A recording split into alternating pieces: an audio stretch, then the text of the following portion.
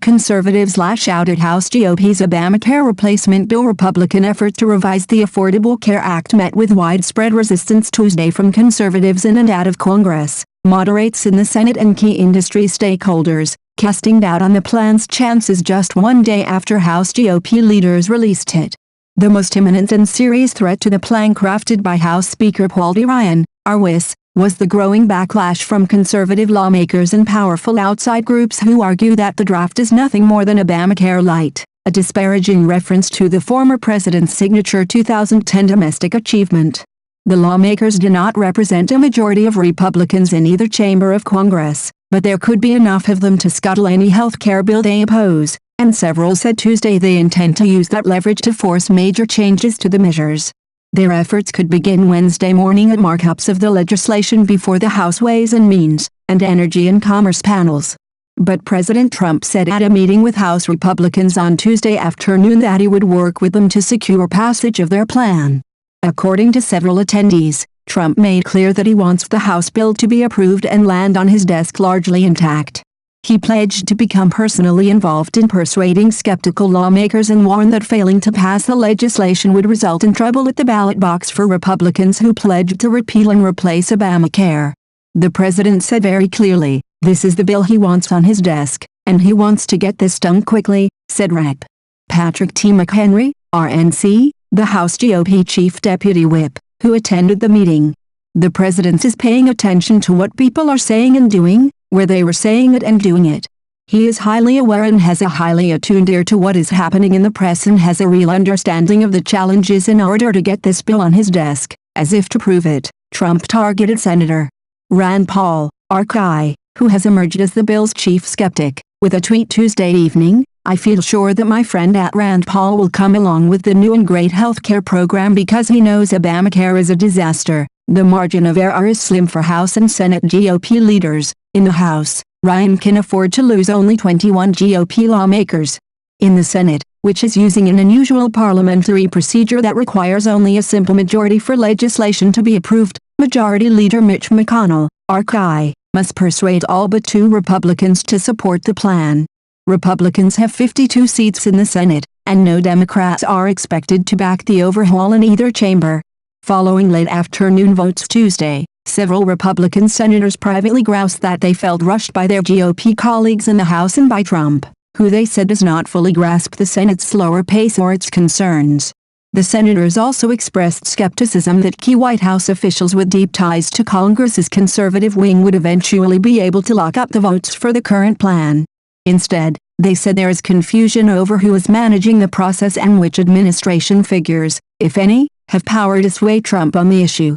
One Republican senator, who spoke on the condition of anonymity because negotiations are ongoing, said several senators are asking their leadership to take it easy in terms of the timeline, allowing space to debate and analyze the proposal with a clear understanding of the costs involved. If that takes months or a year, so be it, the senator said. A second GOP senator said the party was making a mistake in its rollout by taking too much ownership of health care after years in which Democrats were identified with Obamacare.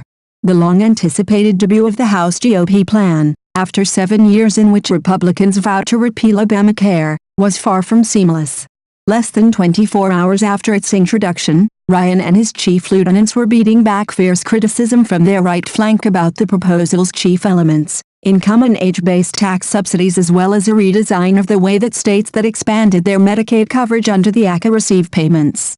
Part of the blowback came from the fact that no cost estimates have yet been provided by the Congressional Budget Office. Doing big things is never easy, but we have made a promise, and we're going to keep that promise, Ryan said in a late afternoon news conference. The speaker vowed to pass the legislation, pushing back on the idea that it was crafted behind closed doors without input from fellow Republicans. We'll have 218 votes when this thing comes to the floor, I can guarantee you that. To do so, Ryan will have to appease conservatives inside and outside of Congress, who made themselves heard loudly Tuesday. Ryan outlined 3 phases in which health care reform would be achieved. First, via the special budget procedure known as reconciliation, of which the current measures are a part, then, through regulations at the Department of Health and Human Services, and finally, the passage of other bills that will need bigger backing and could include the ability to buy insurance across state lines. Republicans belonging to the roughly 30-member hardline House Freedom Caucus attacked the bill outside the Capitol on Tuesday.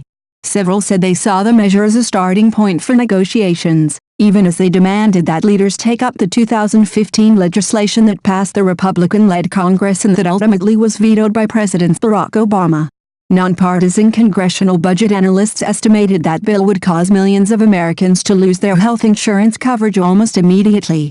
"What we have now is an opening bid," said Rep. Mark Sanford, RSC, a Freedom Caucus member who has offered an alternative health plan that would offer less generous aid for individuals to buy insurance. Lawmakers may also be persuaded by outside groups such as Heritage Action for America, the Club for Growth and Freedom Works, which came out strongly against the leadership proposal Tuesday, dubbing the plan Obamacare Light, Ryan-care or Unicare, the latter a reference to Republican in name only, a popular conservative epithet for establishment politicians. Those groups are adept at riling up the GOP base against Republican leaders and could cause significant headaches for Ryan. The House Republican proposal released last night not only accepts the flawed progressive premises of Obamacare but expands upon them, Michael Needham, the head of Heritage Action for America, said in a statement Tuesday. Congressional Republicans should fully repeal the failed law and begin a genuine effort to deliver on long-standing campaign promises that create a free market healthcare system. Freedom Works and the Club for Growth both decried the plan as a betrayal of Republican campaign promises. If this warmed-over substitute for government-run healthcare remains unchanged, the Club for Growth will vote against it, said the group's president, David McIntosh, referring to a process in which lawmakers are graded on their votes, the better to use them as ammunition on the campaign trail. Furthermore, at least one of the country's biggest healthcare groups weighed in with caution on the proposal. The American Hospital Association, representing 5,000 hospitals and other healthcare groups, argued that the process should not advance until the CBO provides a cost estimate. There were some signs of hope for the House leadership's approach. Besides Trump's backing, Vice President Pence attended a Senate Republican policy luncheon and, in a break with normal practice, joined McConnell and other GOP leaders at a news conference afterward to defend the House plan as the framework for reform. McConnell also said he planned to put the House bill on the floor once it reaches the Senate. "We are certainly open to improvements and recommendations in the legislative process, but this is the bill, and the President supports the American Health Care Act," he said. Senator Lamar Alexander, R10, chairman of the Senate Health, Education, Labor and Pensions Committee that would consider health care legislation, said Pence so far has been an able salesman for Trump, working on the front lines of Congress and understanding how to build consensus behind closed doors from his days in the House. "He keeps coming to lunch after lunch. He's always around, and his style is low-key," Alexander said. He doesn't overstate his case. In another sign of the administration's support, Health and Human Services Secretary Tom Price sent a letter Tuesday to key lawmakers calling the measure a necessary and important first step toward fulfilling our promises to the American people. The Senate also poses a problem for Republican leaders, with Sens. Paul, Ted Cruz, R. Tex, and Mike Lee, R. Utah, opposing the House draft. Paul and Rep. Jim Jordan, R. Ohio, said Tuesday that they would reintroduce the 2015 legislation. The dilemma Republican congressional leaders face is that if they change the legislation to appease hardline conservatives, they are likely to alienate more moderate members who are wary of disrupting insurance markets and taking away coverage from those who gained it under the ACA.